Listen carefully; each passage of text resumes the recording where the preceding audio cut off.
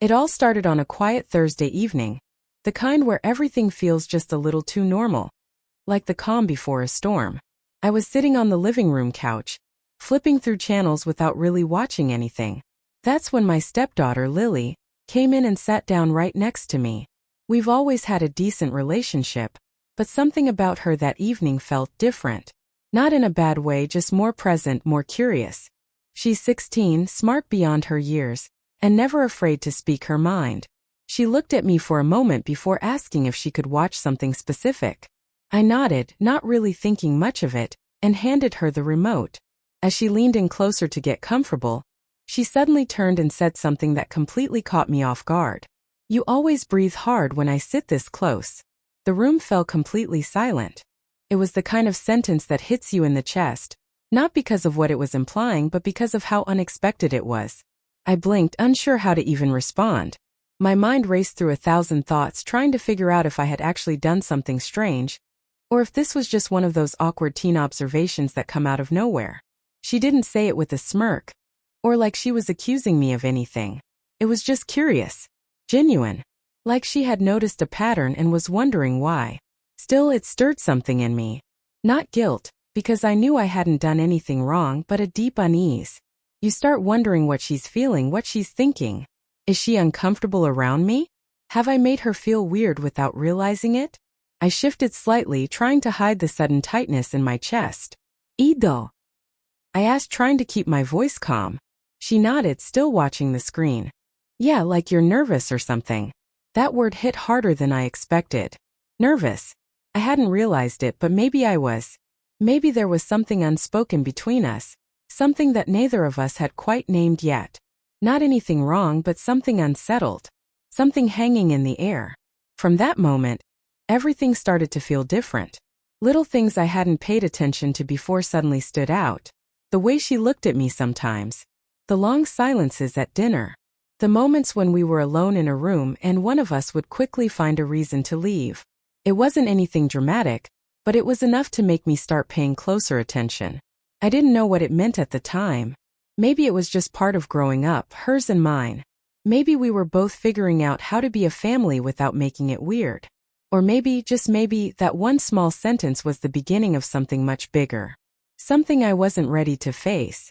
But nothing could have prepared me for what happened the next day. Because what she said then changed everything.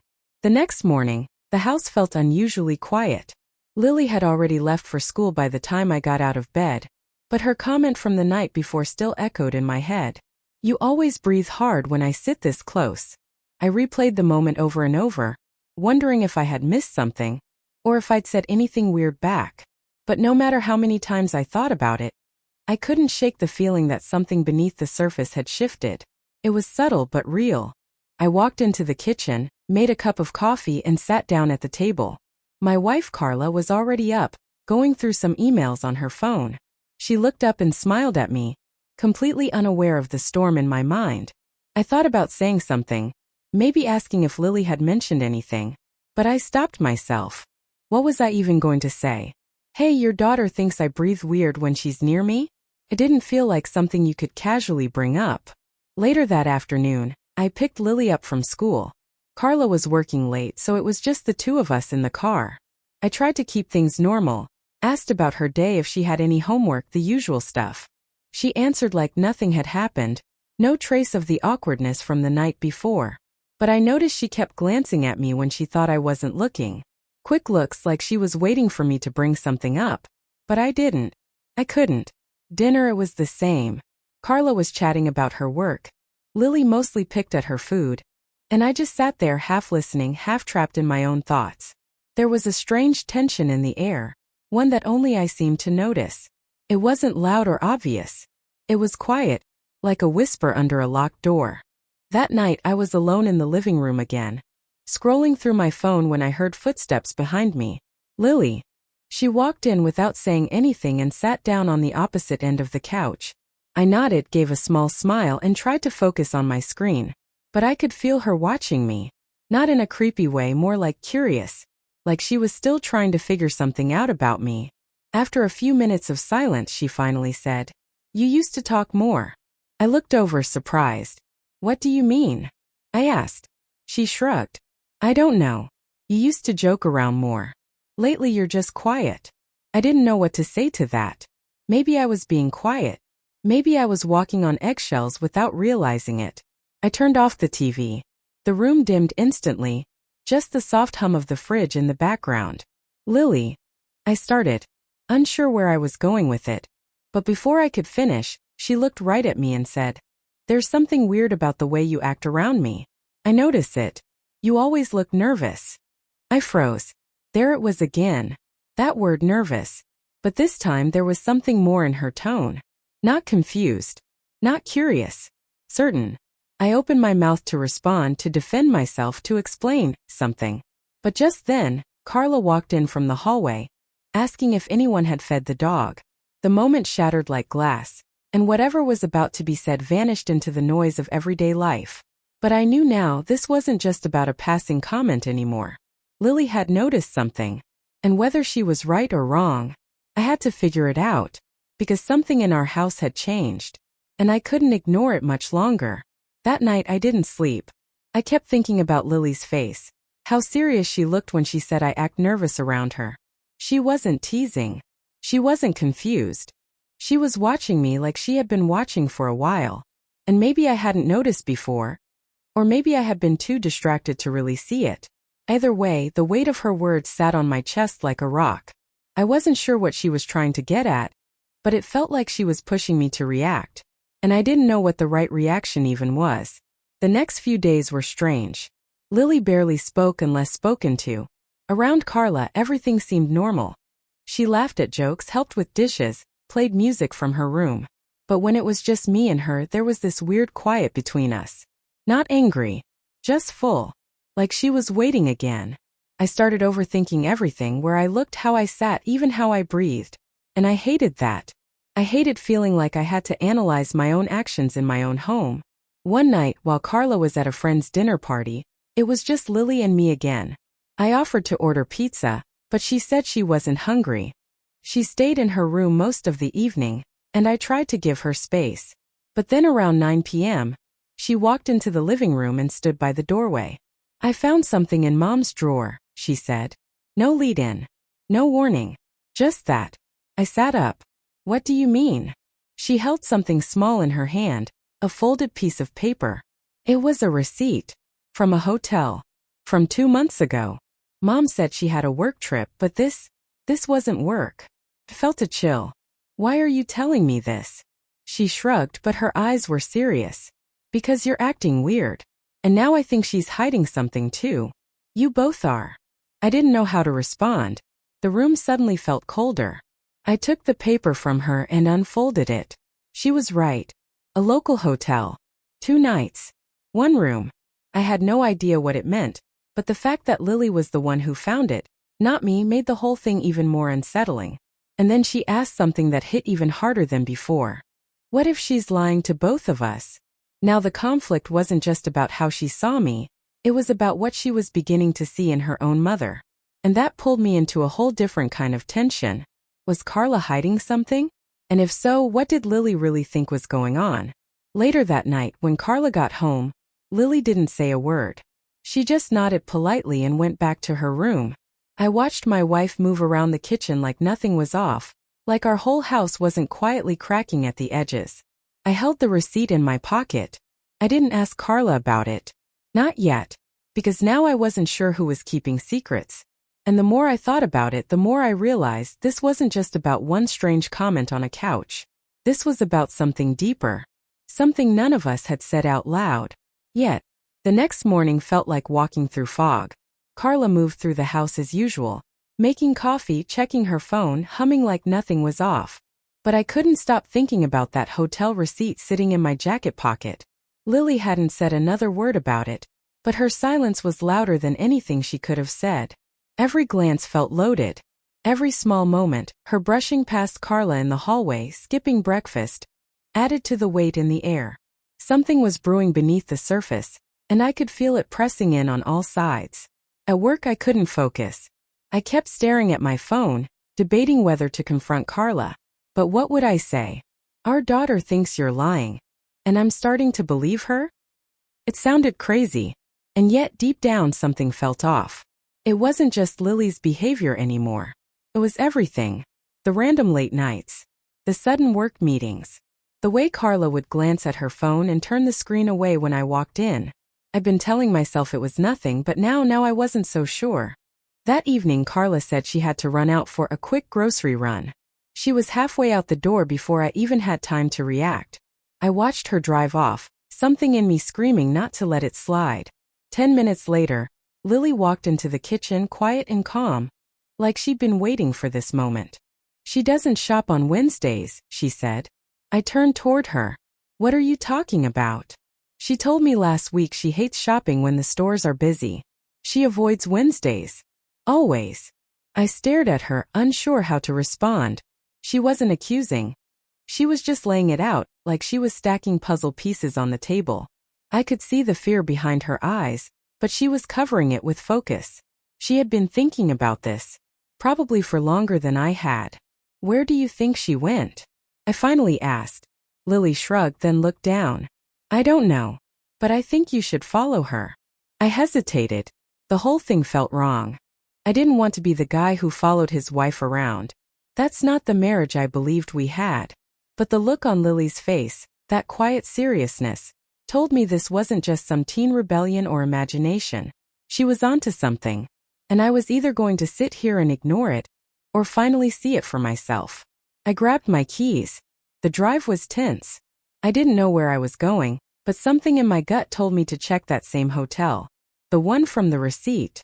It was only 15 minutes away, tucked off the main road. I didn't want to believe it, but as I pulled into the small parking lot, there it was, Carla's car, parked neatly by the back entrance. I didn't move. I just sat there in the car, engine off, staring. My heart was pounding. I didn't know if I should walk in, knock on a door, call her, or just drive away. But I knew whatever happened next, nothing was going to be the same. And then my phone buzzed. A message from Lily. She lied again. I just checked her location. She turned it off. I looked up at the hotel. My hand was shaking on the door handle.